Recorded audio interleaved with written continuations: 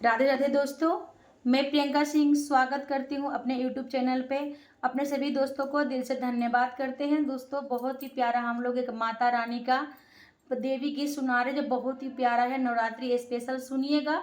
अच्छे लगे वीडियो तो ज़्यादा से ज़्यादा शेयर कीजिएगा। प्रेम से बोलो जय माता दी।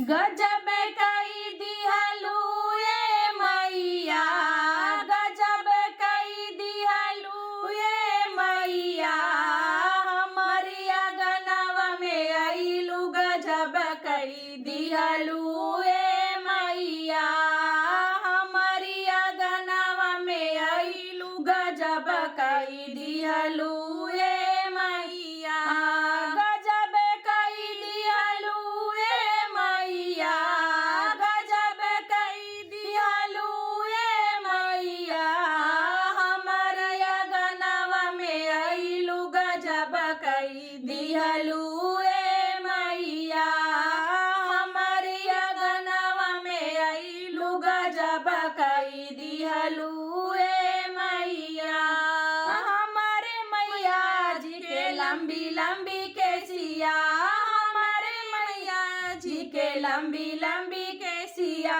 केसिया में गजरा लगाइलू। गजब कई दिहलू ये मैया, केसिया में गजरा लगाइलू। गजब कई दिहलू ये मैया, गजब कई दिहलू ये मैया, गजब कई दिहलू ये मैया, हमारा अगनवा में आइलू। गजब कई दिहलू ये मैया, हमारी अगनवा में आइलू। गजब कई दिहलू ये मैया, हमारी मैया जी के बड़े बड़े अखिया, हमारी मैया जी के बड़े बड़े अखिया, बड़े बड़े अखिया, बड़े बड़े अखिया, बड़े बड़े अखिया,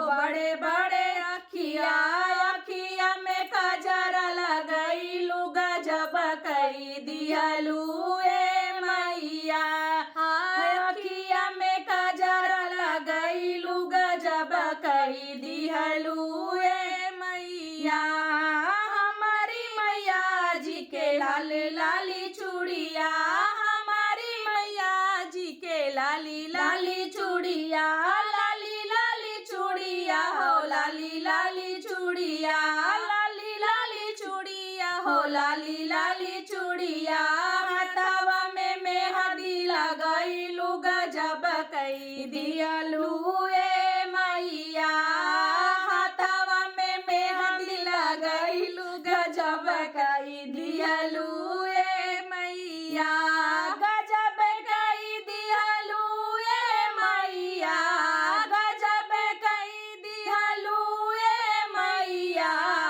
हमारे अगनवा में आइलू। गजब कई दिहलू ये मैया, हमारी अगनवा में आइलू। गजब कई दिहलू ये मैया, हमारी मैया जी के गोरे गोरे पौआ, हमारी मैया जी के गोरे गोरे पौआ, गोरे गोरे पौआ हो, गोरे गोरे पौआ, गोरे गोरे पौआ हो, गोरे गोरे पौआ, पौआ में अलता लगाइलू। गजब कई दिहलू ये मैया, पौआ में अलता लगाइलू। गजब कई दिहलू ये मैया, हमारी मैया जी के लाल लाल लहंगा, हमारी मैया जी के लाल लाल लहंगा,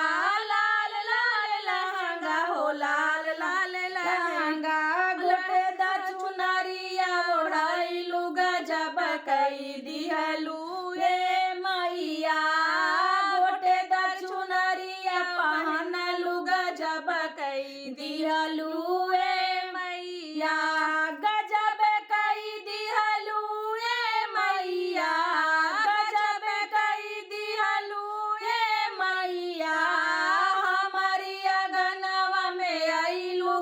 गजब कई दिहलू ए मैया, हमारी अगनवा में आइलू गजब कई दिहलू